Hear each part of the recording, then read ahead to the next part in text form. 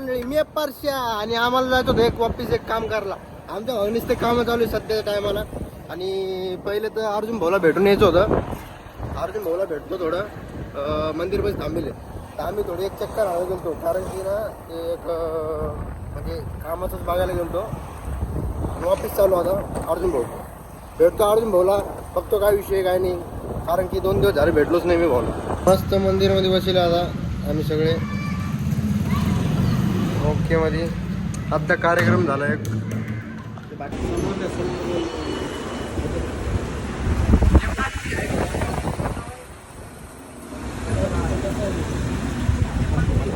वा, कुल्लरची हवा आणि कुल्लरची हवा.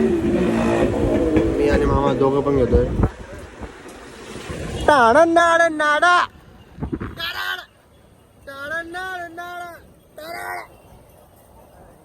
मामा घाबरले बरं पहिले.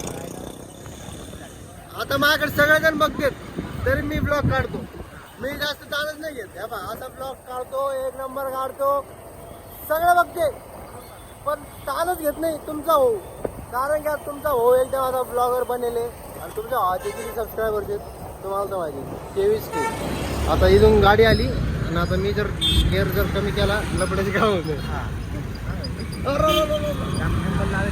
गिंबल लावले, जास्त जवळ येऊन जातो कॅमेरा. कसं माहिती का, आम्ही कॅनोटला आलो सध्या, म्हणजे आता एक काम करून आलो. आता कॅनोटला आलो, कॅनोटून डायरेक्ट घरी जाणार. कॅनोटला थांबणारच नाही, कारण अशा गाड्या पुढून येऊ लागल्या. एवढी ट्रॅफिक झाली संभाजीनगरमध्ये. मला वाटतं लवकर ते पुलाचं जे हे दिलं आश्वासन, ते नुसतं आश्वासन नका देऊ, काहीतरी काम करा लवकर. रिपारीमध्ये वाळूच डायरेक्ट. गिंबल थरथर घालले, आता बंद करून टाकतो मला वाटतं कॅमेरा. भेटू पुढच्या, नाही रे, स्टॉपमध्ये भेटू, स्टॉपमध्ये. बाय बाय मंडळी.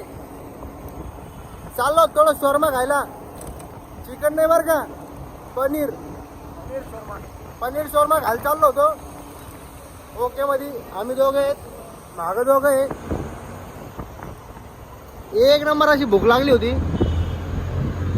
मजा येईन थोडी खायला. आता खातो आता मस्त एकदम पंप खाऊन.